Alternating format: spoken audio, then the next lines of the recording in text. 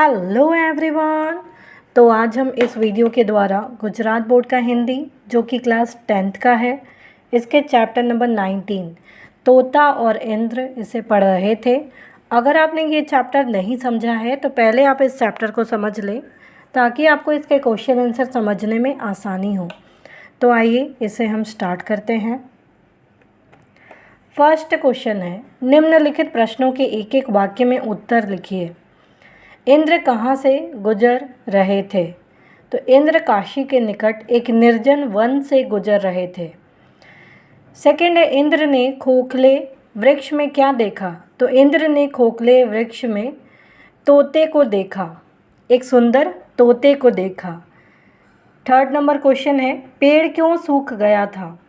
तो कुछ दिन पहले वन में एक शिकारी आया था, उसने इस वृक्ष पर विष से बुझा बाण चला दिया था, इसलिए यह पेड़ जो था वो सूख गया था।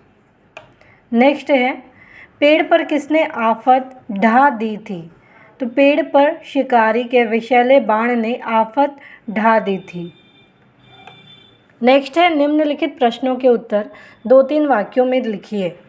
जिसका पहला प्रश्न है, सूखे पेड़ पर तोते को देख इंद्र क्यों आश्चर्य हुआ? तो वह जंगल बहुत विशाल और सुंदर था, उसमें अनेक हरे भरे और छायादार वृक्ष थे।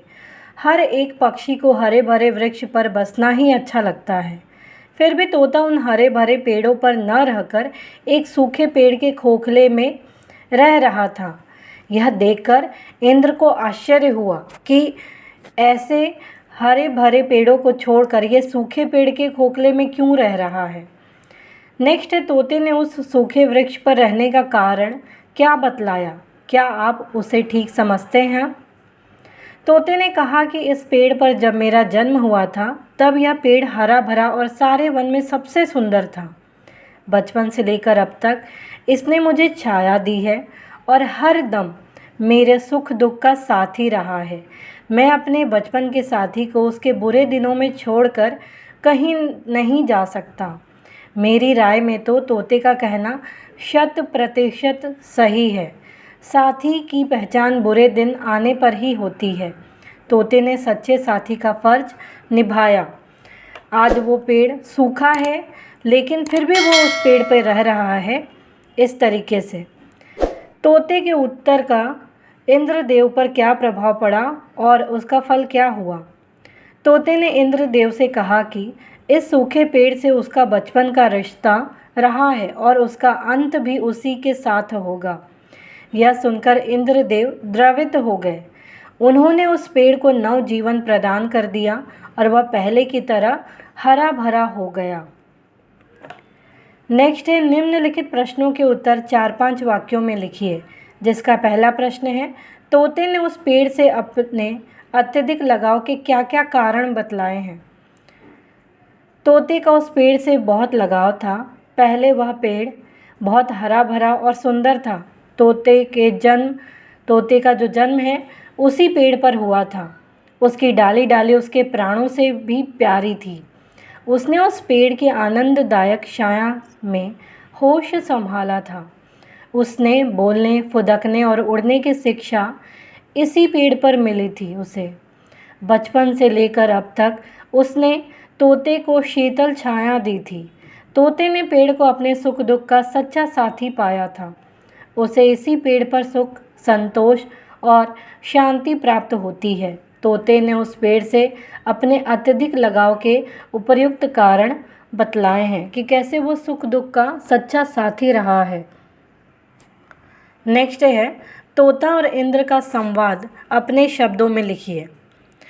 तो इंद्र कहता है, अरे भाई तोते, इस वन में एक से एक हरे भरे पेड़ भरे पड़े हैं।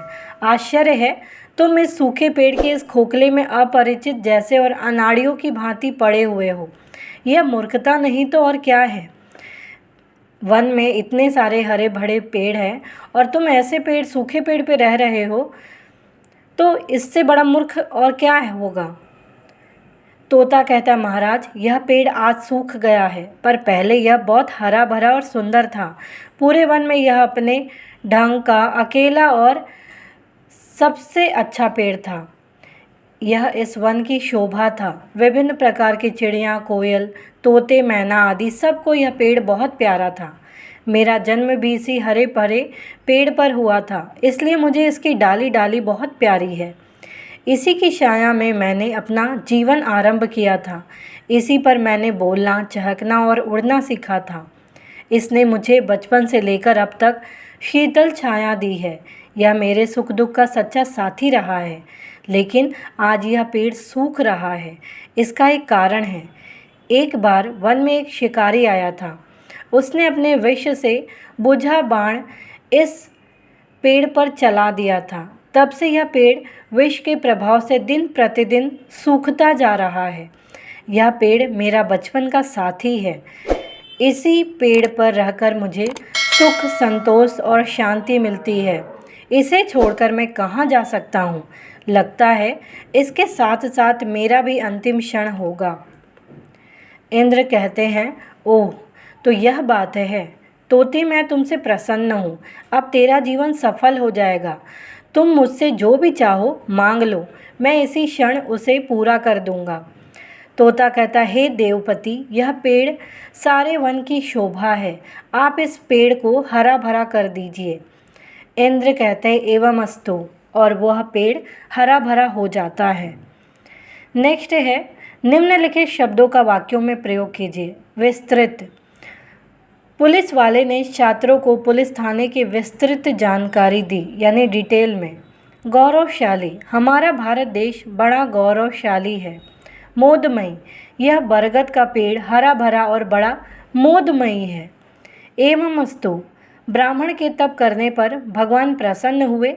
ब्राह्मण की इच्छाओं के लिए भगवान ने एवं अस्तु कह दिया, अर्थात तथास्तु। नेक्स्ट है, शब्द समूह के लिए एक एक शब्द लिखिए। जहाँ मनुष्य न हो वह निर्जन, जिसमें बल ना हो वह निर्बल, देवों के अधिपति देवपति, भू के पति भूपति। तो इस प्रकार से इस चैप्टर के क्वेश्चन आंसर यही समाप्त होते हैं। उम्मीद है आपको ये क्वेश्चन आंसर समझ में आए होंगे।